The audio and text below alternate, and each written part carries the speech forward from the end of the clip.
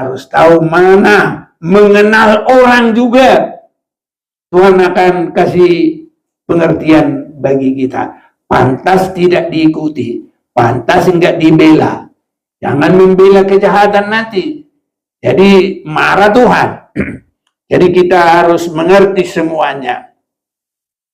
Dan kalau kita tahu jahat, bukan kita membenci. Karena kasih yang disampaikan Tuhan ke Efesus melalui tulisan dari Rasul Paulus. Betapa dalamnya, betapa lebarnya, betapa tingginya kasih Allah. Itu juga adalah mengasihi orang berdosa. Waktu sudah tidak ada lagi orang benar di dunia ini, saat itulah Allah menyatakan kasih-Nya, mati tersalib menebus dosa semua manusia di bumi ini.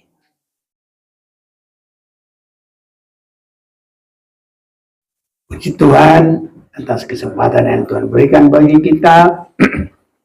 Kita bersyukur dengan semua kesaksian, anugerah Tuhan, pimpinan Tuhan, penyertaannya yang indah. Saudara-saudara yang kasih, bila semakin kita meningkatkan persekutuan dengan Tuhan, maka segala apa yang Tuhan sudah tetapkan itu menjadi kehidupan kita, dan Tuhan menggenapi semua firman-Nya. Dan mari kita harus semakin yakin, saudara-saudaraku, satu firman yang mudah kita ingat, ya, ada baiknya saudaraku, firman itu harus dalam hati kita. Tidak usah harus baca, tidak usah harus, ya harus karena mendengar, tapi harus ada yang ada dalam hati kita. Kalau Matius 6 ayat 33 itu, tetapi cari dahulu kerajaan surga berserta dengan kebenarannya, maka sekaliannya akan ditambahkan kepadamu. Itu tidak bohong-bohongan, saudara-saudaraku. Itu benar-benar terjadi. Semakin bersungguh-sungguh cari Tuhan, semakin nyata semua itu. Ini anak-anak semua sudah lihat dulu sekali 5 kuliah. Mana pernah saya khawatir, mana pernah saya ngomong-ngomong, karena apa? Semua Tuhan sudah sediakan, tinggal mereka itu. Saya sudah bilang, kuliah sebaik-baiknya, setinggi-tingginya, ayo silakan. Saya nggak pernah mikirin itu.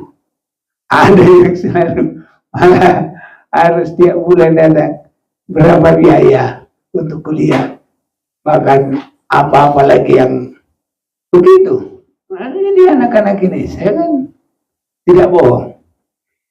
Ngapain takut-takut apa semua? Ngapain nggak mau sungguh-sungguh kepada Tuhan? Ya, itu saudaraku. Bahkan segala sesuatu. Kami datang ke Jakarta ini sampai dinolkan. Iya, nggak ada sasaran, nggak ada tujuan, nggak ada pelayanan. Cuma datang seminar. Saya berangkat bersama ibu dengan 4 anak. Baru ketemu di situ ada pendeta. Manik, mau kamu di rumah saya? Mau, saya bilang. Itulah permulaannya. Nggak ada rumah, nggak ada apa-apa, nggak ada piring, nggak ada apapun, nggak ada. Udah pindah sama 4 anak. Paling lucunya sesudah sebulan, ibu rumah tangga yang punya rumah bilang, pindahlah kau Manik. Ya udah, kalau suruh pindah-pindah. Tapi apa terjadi? Kami cari rumah kontrak, ada uang kontrak, gak usah mikir-mikir sana sini. Semua barang-barang baru semua dari toko, seperti orang pindah, pakai satu kol kecil. Cukuplah, ada tempat tidur, ada lemari, ada kompor, semuanya ada. Itu tahun pertama. Cuma itulah sewaktu kami sudah di rumah pendeta itu, ada pendeta dari Sumatera datang. Mari, katanya kamu mau tinggal di Jakarta. Iya, Amang. Tapi saya tadinya hanya mau jajakin dulu. Saya mau kembali lagi bahasa Batak Martina dikata. Cuma karena Amang sudah datang, ya karena dia ketua, sekarang ketua belayar lah di Sumatera. Nah, jadi saya bilang, ya karena Amang sudah ketemu saya di sini, ya saya tidak usah ke sana lagi. Ya inilah saya kasih tahu Amang ketua wilayah bahwa kami mau tinggal di Jakarta. Tapi ada uang saya saat itu, uang kahun, hanya tinggal itu di kantong, gak ada apa-apa.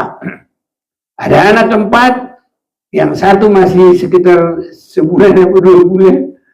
Ya, Tuhan suruh kasih semua uangmu, semua. Saya kasih semua. Cuma hanya untuk beli 1 tiket dek. Itulah nilainya uang saya kasih. Tapi tinggal itu uang terakhir. Dinolkan, 0, 0. Artinya di zero. Karena apa? Tuhan sudah bilang, jangan khawatir, jangan takut, cari dahulu kerajaan surga. Tuhan, aku hanya melayani engkau. Pelayanan Tuhan buka jalan terus. Maka tiap hari ada teman, ada apa, semua diatur oleh Tuhan. Benar-benar tiap langkahku diatur oleh Tuhan. Dan hal yang seperti itu bukan sekali, sering. Itu sebabnya, ya, biarpun kami tidak pendeta kaya di sini gereja besar, karena memang ya barangkali lah Tuhan itu begitulah kasih berkat. Dulu kita di sebelah sana udah 3 kali ibadah, sedikitnya kan udah sekitar 300 itu jemaat itu dalam 3 kali ibadah itu. Tapi ya dihantam juga 98. Ya apapun yang terjadi ya kita syukuri. Ya inilah kita sekarang di sini. Jadi sering itu berani seperti pengalaman janda Sarfat. Tapi itu bukan hanya kata-kata, benar-benar iya dan amin. Sering itu sudah pengalaman kami. Biarpun tidak kaya, tapi dibilang ada rumah, ya punya rumah. Dibilang ada kendaraan, jelek-jelek banget, ya punya. Enggak kehujanan ke sana kemarin. Ya, bisa saudaraku. Semua tidak pernah cari sumbangan sini-sini, enggak pernah. Ya, tapi Tuhan itu heran. Benar-benar firman-Nya itu ya dan amin. Itu mobil kan, waktu mobil kami dicuri orang, ya, jadi ada jemaah bilang, Pak, ambillah mobil, saya belum punya duit. Sudah bayar aja apa uang muka, nanti saya bayar bulanannya tiap bulan. Ya udah jadi. Nah itulah mobil itu sampai sekarang. Itu tahun 2000, udah 25 tahun. Sudah lunas itu mobil, meninggallah yang kredit itu, sudah. Ya apapun terserah Tuhan lah. Ya, jadi apa yang saya katakan, pemeliharaan Tuhan. Bila Tuhan melihat lebih lagi, ya Tuhan pasti buka jalan. Ya, bila perlu nanti kita disuruh cari base karena sudah banyak, ya tidak ada yang mustahil, semuanya bisa. Ya, saya percaya. Cari dahulu kerajaan surga dengan keberaniannya, maka sekaliannya, bukan sedikit, sekaliannya akan ditambahkan kepadamu. Sebabnya ikut Tuhan, jangan, ya namanya bahasa Batak unang roh-roh, goyah-goyah, harus jejak, haleluya. Harus benar-benar ya dan amin. Berani. Firman Tuhan pasti tidak bohong. Kalau kita nggak mengalami itu, nanti bagaimana mengimani ke surga itu? Ke Yerusalem baru, saudaraku.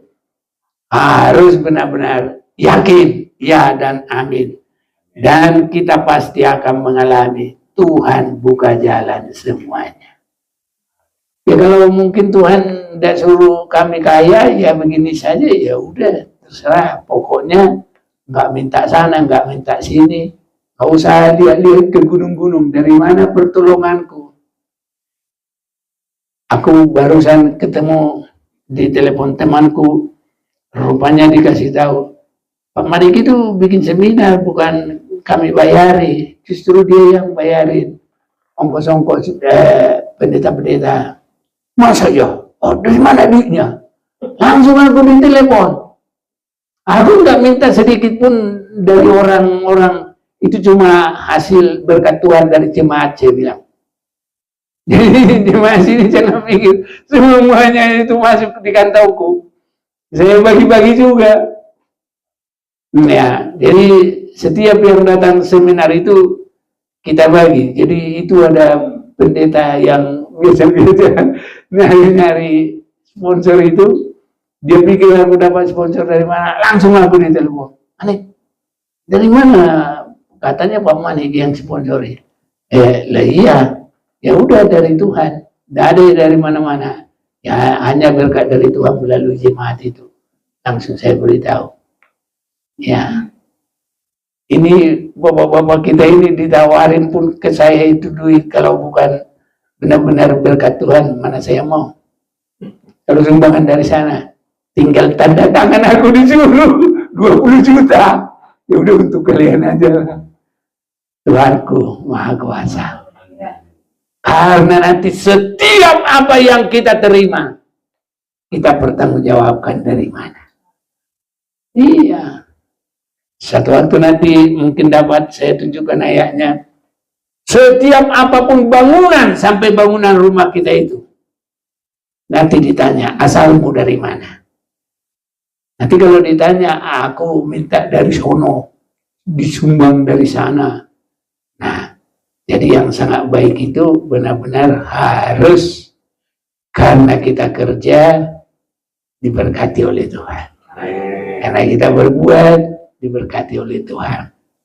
Jadi kalau saya tidak merasa ikut mengerjakan, dikumpuli uang di sana, yaitu untuk sana, bukan untuk aku. Jadi nggak usah aku nggak ikut. Saudara-saudaraku, ini hanya pengalaman aja, tidak apa yang lain. Kalau masih begitu boleh, tapi kalau benar-benar kita beriman, Tuhan pasti tolong. Ya, dulu ya ini sedikit lagi lah. Waktu kami ke Batam bikin seminar di situ, saya sama Ibu Gembala berangkat. Kok nggak ada ongkos, kita sudah berdoa, nggak ada uang pun, nggak ada. Tapi rupanya itulah permulaannya, anak-anak mau kuliah, ada uang, saya bikin celengan lah, simpanan. Jadi Tuhan langsung gerakan. Kamu ada duit? Nah, duit untuk sekolah. Dan saya berikan semua. Dan kita habiskan itu ke KKR di sana. Masih ada tinggal, habiskan sampai ke Singapura. Sambil mau lihat sekolah juga, ada Tung Lim Bible School. Nah, jadi ke sana kita. Pokoknya habis dari situ, ya sudah habis. Tidak ada lagi. Tapi apa terjadi? Bapak Sikesya yang bilang, ada orang suruh cari kuliah di Jakarta, jangan cari tempat yang tidak baik, cari kuliah yang keren. Terus puluhan tahun dibayarin. Iya, jadi aku nggak pernah mikir kuliah anak-anak ini. Tuhan Maha Kuasa. Ini ya dia yang tahu. Kenapa nggak mau ikut beriman? Sudah tahu, udah dialami, udah untuk dia, untuk anak-anak ini. Mama Luis mana pernah duit dari kantongku. Sudah ada yang ngantarin. Nih, ini. Ini saksinya. Karena berdua dari sini. Mana Jobet tadi? Kamu juga sama semua. 5. Ada Tuhan yang suruh, bukan aku. Jadi bila perlu burung gagak itu juga dipakai Tuhan. Harus benar-benar yakin. Ya, Tuhan Maha Kuasa. Dari mana uang saya? Uang saya cuma begini-begini toh.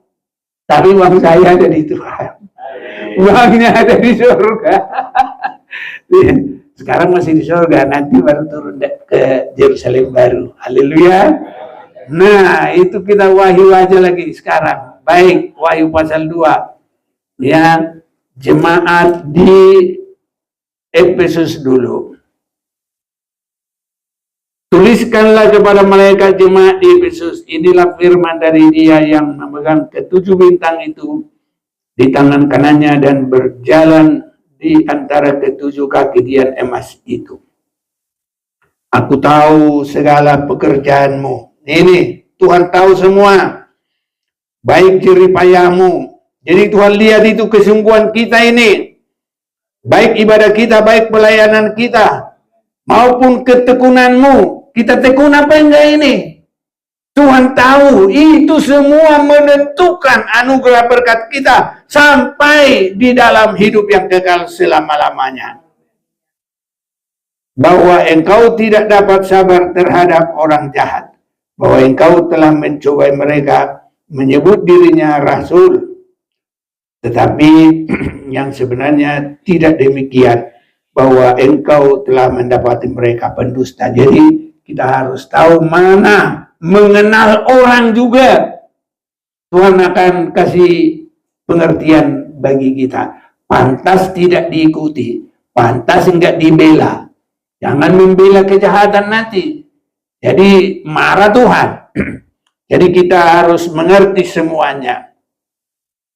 Dan kalau kita tahu jahat, bukan kita membenci. Karena kasih yang disampaikan Tuhan ke Efesus melalui tulisan dari Rasul Paulus. Betapa dalamnya, betapa lebarnya, betapa tingginya kasih Allah. Itu juga adalah mengasihi orang berdosa. Waktu sudah tidak ada lagi orang benar di dunia ini. Saat itulah Allah menyatakan kasih-Nya. Mati tersalib menebus dosa semua manusia di bumi ini. Jadi itulah dasar kasih kita, kasih mula-mula untuk membangun kita. Di dalam kitab Kejadian mencipta manusia awal, tapi belum untuk ke Yerusalem baru. Karena apa? Manusia masih jatuh dalam dosa. Tapi dalam kitab Wahyu ini adalah mencipta manusia untuk terbuka pintu Yerusalem baru. Itu sebabnya sangat diperhatikan Tuhan, sangat diteliti oleh Tuhan. Sampai semua liku-liku kehidupan kita ini. Ya, itu dikoreksi, diperintah, dikoreksi, diperiksa oleh Tuhan. Bukan diperintah, diperiksa. Ya, Efesus sebenarnya artinya adalah diingini. Ya, Efesus artinya diingini. Bisa juga disebut disukai. Saudara-saudaraku, mari kita bergumul untuk disukai. Ya, jadi bukan menyakitkan, bukan menindas, bukan bikin orang sebal. So, kalau orang sebal, nggak mungkin dia mengasihi kita, mengingini kita. Malah kalau boleh, wah udah lewat sana, jangan aku ketemuan nanti, langsung belok sana. Jangan sampai ketemu. Tapi kalau benar-benar diingini, wah, mulai dari jauh sudah tanpa senang hatinya. Nanti begitu dekat, wah, kita ketemu. Senang, saudaraku. Jadi kita ini Efesus adalah yang diingini, yang disukai, yang disenangi. Kira-kira siapa yang bermusuhan kepada kita? Banyak apa enggak ini? Habisin semua. Artinya selesaikan. Bukan habisin dimatiin. Nah, boleh. Jadi kalau ada kita rasa orang tidak cocok sama kita, berdamailah. Haleluya. Karena Tuhan kan mengasihi orang berdosa supaya bisa menjadi sidang jemaat yang di Efesus. Efesus artinya diingini, disukai. Ini, jadi apapun itu kalau dia lagi sebal sama kita, usahakan sampai dia baik sama kita. Haleluya. Masing-masing. Jangan, oh, mudah-mudahan dia lah yang bikin ke saya. Tidak usah begitu. Siapa duluan mau maju itu? Siapa duluan mau diberkati Tuhan? Laksanakan firman Tuhan. Iya, ini saudara-saudaraku. Jadi itu diperiksa oleh Tuhan. Kalau itu nggak ada, semuanya masih di situ nanti. Semuanya jadi kosong nanti. Jadi yang diperiksa oleh Tuhan itu adalah orang-orang yang sudah berserah. Makanya kita sudah dengar, inilah wahyu Yesus Kristus yang dikaruniakan Allah kepadanya supaya ditunjukkannya kepada hamba-hambanya apa yang harus segera terjadi. Hamba-hambanya yang diberitahu itu dalam ayat yang keempat, itu dari Yohanes kepada ketujuh jemaat yang di Asia Kecil. Memang itulah ketujuh jemaat itu sasaran dari surat itu. Itulah hamba-hambanya Tuhan itu. Jadi termasuklah ini saudara-saudaraku. Kalau orang belum bertobat dia sama sekali sudah. Apa yang mau dikoreksi? Semuanya salah. Tinggal hukum saja. Nah, jadi itu sebabnya kalau penginjilan itu kepada semua orang. Orang berdosa, orang baik, orang apa, supaya mengerti keselamatan. Tapi kalau kitab wahyu, kitab koreksi, hanya kepada orang yang sudah di dalam Tuhan. Supaya semakin dikuduskan. Supaya disempurnakan. Supaya tidak bercacat celah. Karena masuk di Yerusalem baru tidak boleh sedikit ada noda. Saudara-saudaraku, biar ya kita berserah kepada Tuhan. Jangan sampai berkata, wah tidak mungkin, tidak bisa. Nah, saya sampaikan apa yang kalau Yesus ada di dalam perahu kita itu, yang penting jangan sampai nggak ada Yesus, saudaraku. Mau gelombang pun, mau kita ke seberang, mau angin topan pun, segala sesuatu itu Yesus sanggup berkata, hai angin topan, diam dan teduh. Semua persoalan kita bisa selesai. Sampai pun kita sampai ke seberang. Artinya dalam sasaran Tuhan, gereja yang tidak bercacat celah masuk Yerusalem baru. Itu sasaran, saudaraku. Jadi ke seberang sana masuk Yerusalem baru. Jadi dalam Matius ini saya sampaikan waktu di Medan, saudaraku, ya. Dan ketika Yesus ini, Matius 4 ayat 18, dan ketika Yesus sedang berjalan menyusur danau Galilea, yang melihat dua orang bersaudara, yaitu Simon yang disebut Petrus dan Andreas, saudara mereka, sedang menyebar jala di danau. Jadi ini ada 4 orang yang pertama sekali yaitu Petrus dengan Andreas, Yakobus dengan Yohanes. Ini saudaraku, ini bagaikan nanti menyeberang, tapi kepada sasaran yang sesungguhnya untuk kita menyeberang sampai Yerusalem Baru. Jadi itu seperti kita berperahu, saudara-saudaraku, ya. Dan nanti juga kalau mau dibaca itu dalam pasal yang ke-8, kalau saya tidak salah, ya, ayat 23, angin ribut diredakan.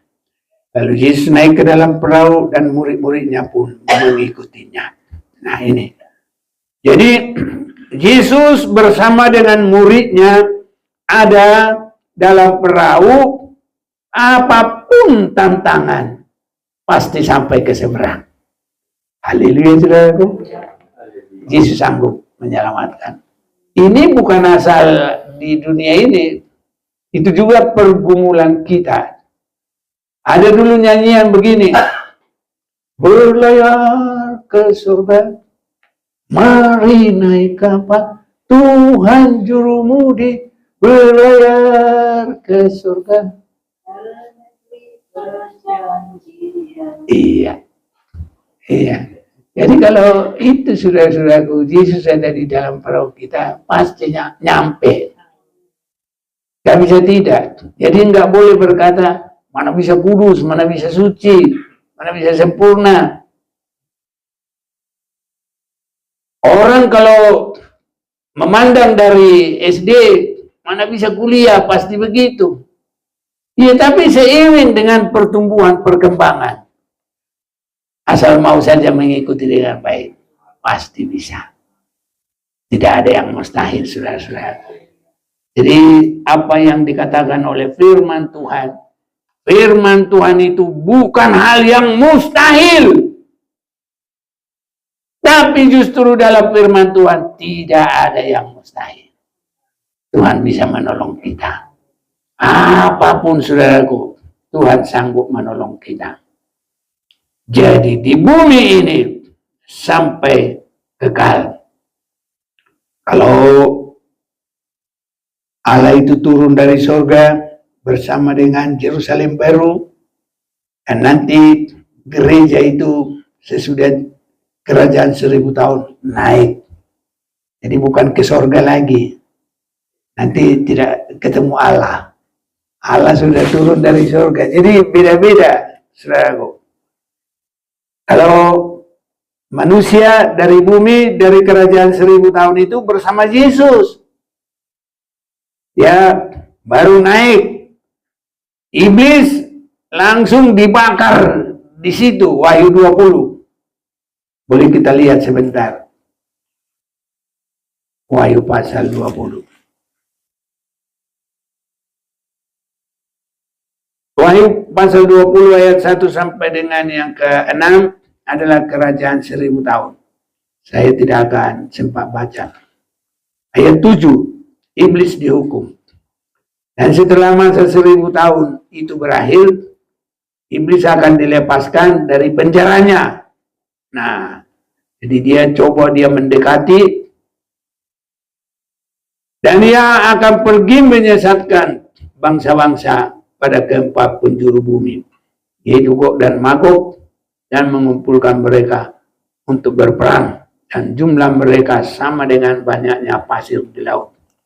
Jadi ini yang tidak bangkit pada hari kebangkitan, yang tidak bisa diubah karena masih di dalam ikatan-ikatan yang tidak bisa diubah, maka mereka itu tidak bangkit selama 1000 tahun. Nanti itu disesatkan oleh iblis. Maka naiklah mereka ke seluruh dataran bumi, lalu mengepung perkemahan tentara orang-orang kudus dan kota yang dikasihi itu. Jadi kerajaan 1000 tahun bersama dengan pusatnya, tapi dari langit turunlah api menghanguskan mereka. Dan iblis yang menyesatkan mereka dilemparkan ke dalam lautan api dan belerang, yaitu tempat binatang dan nabi palsu itu, dan mereka disiksa siang malam sampai selama-lamanya. Tapi anak-anak Tuhan itu naik terus sampai Yerusalem baru. Ini saudara-saudaraku. Itu sebabnya kita sudah harus semakin melihat, harus semakin banyak merenungkan diri kita, harus semakin banyak memperhatikan. Jangan asal terlalu kemana-mana lagi. Itu kalau disebut karena waktunya sudah dekat. Wahyu 1 ayat 3, berbahagialah ia yang membacakan dan mereka yang mendengarkan kata-kata nubuat ini, yang menuruti apa yang ada tertulis di dalamnya, sebab waktunya sudah dekat. Sebenarnya saudara-saudaraku, Yesus itu sudah datang. Tapi kenapa dia belum datang? Karena dilihat gerejanya belum siap. Itu sebabnya umat-umat Tuhan itulah sekarang yang menjadi penentu. Jadi kita tidak akan berkata lagi menunggu Tuhan. Sebenarnya Tuhan sudah mau turun. Nah ini kita baca di dalam 2 Petrus 3. Mulai 10. Tetapi hari Tuhan akan tiba seperti pencuri. Pada hari itu langit akan lenyap dengan gemuruh yang dahsyat, dan unsur-unsur dunia akan hangus dalam nyala api, dan bumi dan segala yang ada di atasnya akan hilang lenyap. Jadi jika segala sesuatu ini akan hancur secara demikian, betapa suci dan salehnya kamu harus hidup. Inilah yang sekarang koreksi dari kitab Wahyu itu untuk tampilnya umat Tuhan, betapa suci dan salehnya. Ya, harus hidup. Kita harus hidup. Yaitu kamu yang menantikan dan apa? Menanti dan mempercepat. Dua-dua ini. Jadi mau cepat Tuhan datang itu kita cepat-cepat masuk dalam kesempurnaan rohani itu. Haleluya. Jadi Tuhan lihat itu belum terjadi. Yaitu kamu yang menantikan dan mempercepat kedatangan hari Allah. Jadi ada sudah Tuhan rencanakan, tapi karena melihat posisi gereja, umat Tuhan, akhirnya yang memperlambat dan mempercepat hari kedatangan Tuhan, itu bagaimana gereja? Kalau gereja ini cepat, saudaraku, kitab Wahyu ini boleh benar-benar diterapkan. Ya, sampai tidak ada cacat celah, dikoreksi semua. Siap untuk masuk Yerusalem baru. Ya, Yesus langsung datang. Haleluya. Ini saudara-saudaraku. Jadi, tidak usah harus lihat-lihat sana. Tuhan, kapan kau datang? Tinggal kau sudah siap apa enggak? Kalau kamu belum siap, ya enggak datang-datang. Kalau kita sudah siap, datang dia. Haleluya. Karena yang memperlambat dan mempercepat bukan dia lagi. Sudah diberikan kepada umat Tuhan. Kamu menantikan dan mempercepat kedatangan hari Allah. Ini saudara-saudaraku. Itu sebabnya kitab Wahyu ini harus semakin diperhatikan. Karena waktunya sudah cepat. Sangat cepat. Tapi sesuai dengan janjinya kita menantikan langit yang baru dan bumi yang baru, di mana terdapat kebenaran. tidak boleh sedikit ada noda masuk Yerusalem baru. Itulah langit yang baru dan bumi yang baru. Sebab itu saudara-saudaraku yang kekasih, sambil menantikan semuanya ini, kamu harus berusaha supaya kamu kedapatan tidak bercacat, tidak bernoda di hadapannya, dan dalam perdamaian dengan dia. Itu sebabnya saudara-saudaraku, sekarang kita harus semakin memperhatikan koreksi Tuhan. Aku tahu segala pekerjaanmu, baik jerih payahmu.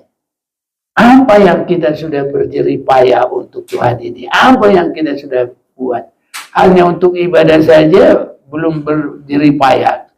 Masih enak-enak saudara-saudaraku.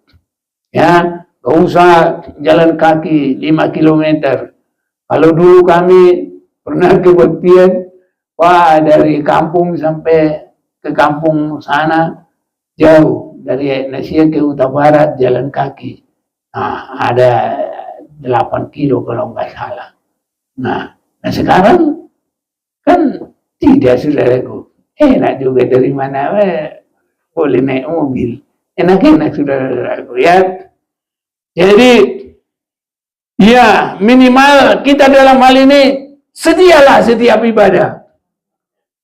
Karena dalam ibadah itu belum berjeri lelah. Ya.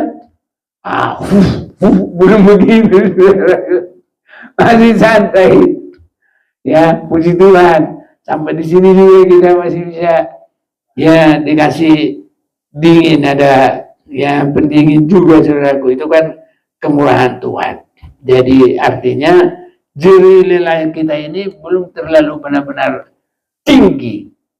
Nah, padahal Tuhan juga ingin melihat itu, kesungguhan itu ada pada kita. Semoga semua semakin boleh mendengarkan firman Tuhan ini dan memperhatikan supaya kita sungguh-sungguh tidak merasa jenuh dan tidak merasa bosan. Tuhan ingin melihat kita dalam jerih payah. Saya mau kaitkan sedikit ke koreksi yang kedua kepada jemaat di Smyrna, karena ada hubungannya. Smyrna ini ya adalah dari asal kata ya, kalau mir ya, mir itu mur. Nah, juga disebut minyak mur. Ya, jadi dari minyak ya mur itu bisa ada dapat pohon yang harus disakiti, dilukai, baru nanti bisa keluar getahnya. Itulah minyak mur. Nah, jadi itu sebabnya inilah firman yang awal dan yang akhir, yang telah mati dan hidup kembali. Aku tahu kesusahanmu. Jadi biar sesusah apapun, Tuhan ingin kita setia, saudaraku. Ini belum ada kesusahan sedikit, pergumulan sudah, aduh, itulah. Itu menunjukkan tidak ada keteguhan. Jadi biarpun terjadi kesusahan, jangan mundur, saudara-saudaraku. Aku tahu kesusahanmu dan kemiskinanmu. Saudaraku, biarpun kita miskin di dunia, biar aku miskin di sini, tapi kaya rohani. Hanya di surga, begitu katanya juga. Ya, namun engkau kaya, ini kaya secara rohani. Dan fitnah mereka yang menyebut dirinya orang Yahudi, tapi yang sebenarnya tidak demikian. Sebaliknya, mereka adalah jemaat iblis. Jangan takut terhadap apa yang harus engkau derita. Sesungguhnya iblis akan melemparkan beberapa orang dari antaramu ke dalam penjara supaya kamu dicobai. Kamu akan beroleh kesusahan selama 10 hari. Hendaklah engkau setia sampai mati, dan aku akan mengaruniakan kepadamu mahkota kehidupan. Jadi separah apapun penderitaan, setia saudara. Apapun yang terjadi, kita belum pernah mati. Siapa yang sudah pernah mati kan belum ya? Ini setia sampai mati saudaraku. Ya ini.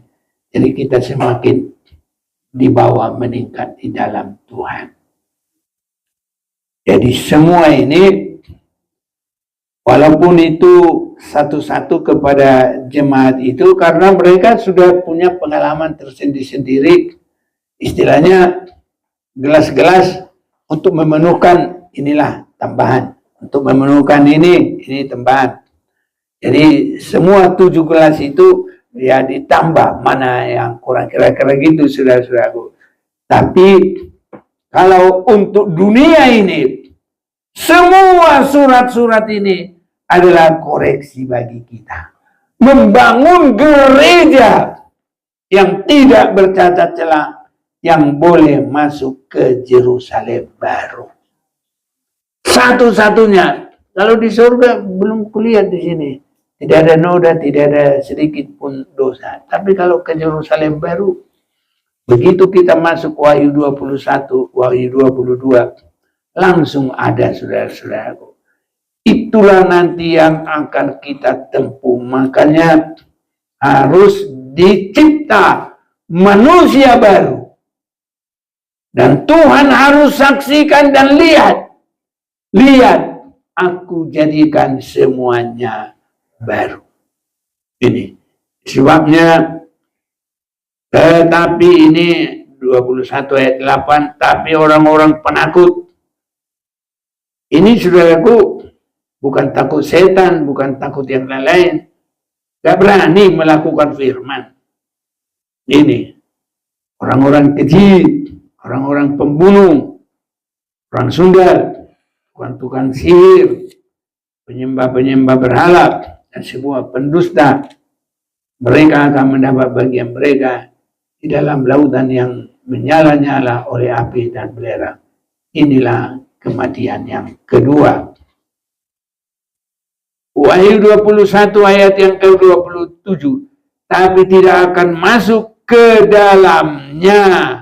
Ini Yerusalem baru yang sudah ditunjuk mulai dari atas, mulai 16 kota 4 segi.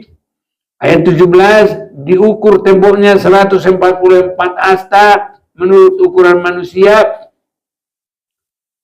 Ya, adalah juga ukuran malaikat.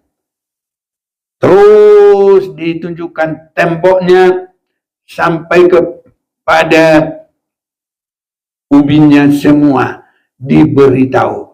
Maka ditulis lagi ya 27.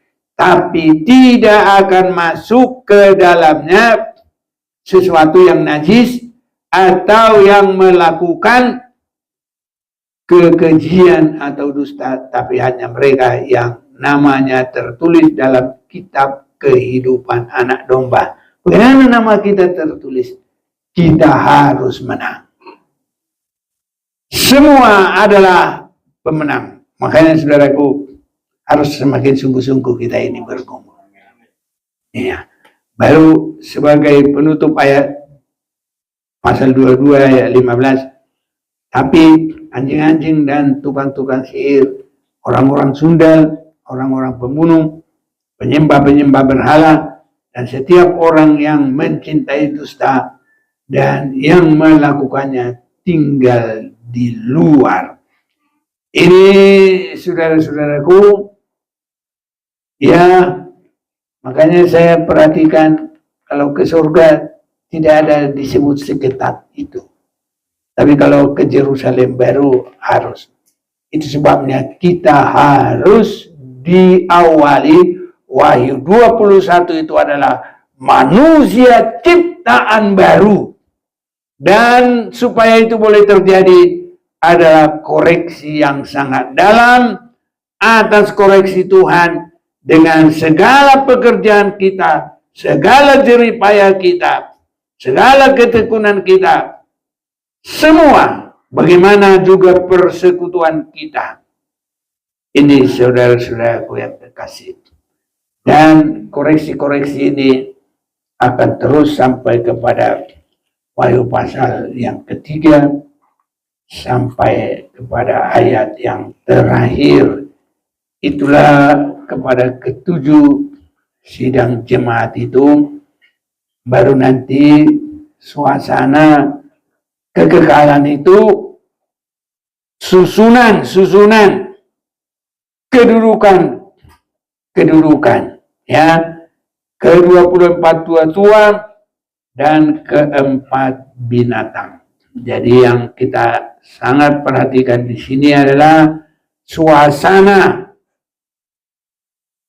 tempatnya orang-orang yang menang.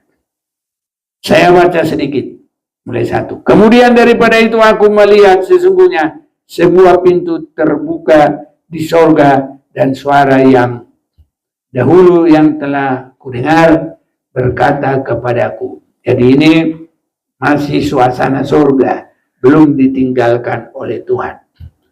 Jadi susunannya seperti ini. Mari, dan aku akan menunjukkan kepadamu apa yang harus terjadi sesudah ini. Segera aku dikuasai oleh Roh, dan lihatlah sebuah tahta terdiri di surga, dan di tahta itu duduk seorang, dan dia yang duduk di tahta itu nampaknya bagaikan permata yaspis dan permata sardis, dan suatu pelangi melingkungi tahta itu, gilang gemilang bagaikan jamrud rupanya. Dan sekeliling tahta itu ada 24 tahta, dan di tahta-tahta itu duduk 24 tua-tua yang memakai pakaian putih dan mahkota emas di kepala mereka. Dan dari tahta itu keluar kilat dan bunyi guru menderu, dan 7 obor menyala-nyala di hadapan tahta itu. Itulah ketujuh roh alam. Dan di hadapan tahta itu ada lautan kaca bagaikan kristal di tengah-tengah tahta itu, dan di sekelilingnya ada 4 makhluk penuh dengan mata di sebelah muka dan di sebelah belakang. Adapun makhluk yang pertama sama seperti singa, makhluk yang kedua sama seperti anak lembu, makhluk yang ketiga mempunyai muka seperti muka manusia, dan makhluk yang keempat sama-sama seperti burung nasar yang sedang terbang. Dan keempat makhluk itu masing-masing bersayap 6 sekelilingnya, dan di sebelah dalamnya penuh dengan mata, dan dengan tidak henti-hentinya mereka berseru siang dan malam, Kudus, kuduslah Tuhan Allah yang Maha Kuasa, yang sudah ada dan yang ada dan yang akan datang. Dan setiap kali makhluk-makhluk itu mempersembahkan puji-pujian dan hormat dan ucapan syukur kepada Dia yang duduk di atas tahta itu dan yang hidup sampai selama-lamanya. Maka tersungkurlah ke-24 tua-tua itu di hadapan Dia yang duduk di atas tahta itu, dan mereka menyembah Dia yang hidup sampai selama-lamanya, dan mereka melemparkan mahkotanya di hadapan mahkota itu sambil berkata, Ya Tuhan dan Allah kami, Engkau layak menerima puji-pujian dan hormat dan kuasa, sebab Engkau telah menciptakan segala sesuatu, dan oleh karena kehendak-Mu semuanya itu ada dan diciptakan. Saudara-saudaraku, ini kedudukan posisi-posisi kerohanian orang-orang yang menang. Dan kalau kita perhatikan tadi tidak ada disebut ya di sini orang-orang yang masuk adalah yang kudus, beda kalau Yerusalem baru. Itu sebabnya saudaraku, benar-benar harus koreksi ini ada terjadi pada kita. Dan saat ini, kalaupun apapun pengalaman kita, saudara-saudaraku, mari kita berusaha selalu menyenangkan sikap kita, paras kita. Haleluya. Jadi jangan buhinya berkerut. Haleluya. Sekarang ada bikin pelicin muka, tapi itu enggak cukup. Harus benar-benar pelicin yang dari dalam. Tidak ada kebencian, harus ada kasih. Ya, kita senang saudaraku kemajuan siapa-siapa. Harus tidak ada kebencian. Ya, supaya kita disenangi oleh siapapun. Efesus adalah diingini atau disenangi. Ini saudara-saudaraku. Tuhan tahu segala perbuatan kita. Lebih baik kita berani menderita. Smir. Nah, asal katanya itu dari mur. Minyak mur. Ya, itu sangat wangi. Tapi itu datangnya dari dilukai, menderita. Jadi apapun penderitaan kita bertahan. Dan semakin berani kita banyak menderita, semakin tinggi mahkota kita. Ini saudara-saudaraku. Jadi jangan kecil hati kalau lagi pas ada ujian, cobaan, tantangan. Justru kalau kita lihat seperti surat-surat itu, contohnya surat Rasul Paulus, dari Paulus yang menderita karena Kristus, jangan karena dosa, saudaraku. Kalau karena dosa, karena kesalahan, hukuman. Ya, tapi karena Kristus. Jadi kalau kita menderita karena Kristus, itu adalah mahkota kita nanti. Kemuliaan yang mengangkat kehidupan kita. Jadi tadi kita sudah dengar, Efesus diingini, Smyrna itu ya bagaikan minyak mur. Mir, asal katanya. Jadi Smyrna. Jadi minyak mur, wangi, tapi tidak terjadi tanpa penderitaan. Karena pohon harus dilubangi dulu, disakiti, baru keluar minyak. Ini saudara. Jadi kalau kita menderita, bersukarialah dalam Tuhan. Karena Tuhan sudah menganggap kita mampu untuk itu. Itu berarti kita sudah meningkat di dalam kerohanian. Kalau orang hanya senang, itu suatu waktu bisa itu dari Tuhan. Ini saudara-saudara yang kasih. Itu sebabnya saat ini kita akan masuk menjadi yang disukai, yang diingini. Amen. Jangan ada yang benci sama kita.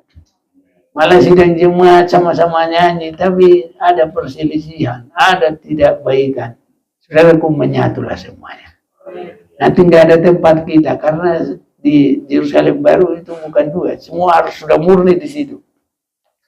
Ada satu, hanya Tuhan yang kita sembah, kita semua satu. Nah, jadi dalam ibadah kita usahakan itu boleh terjadi. Apapun sedikit besar ada ketidakcocokan ataupun mengarah kepada kebencian, semua harus kita selesaikan, saudaraku. Harus benar-benar kita menyatu. Satu tubuh, satu roh, satu kepala, Kristus kepala kita. Dan Tuhan pasti buka berkat. Jemaat Maranatha diberkati oleh Tuhan. Mari kita mau datang kepada Tuhan.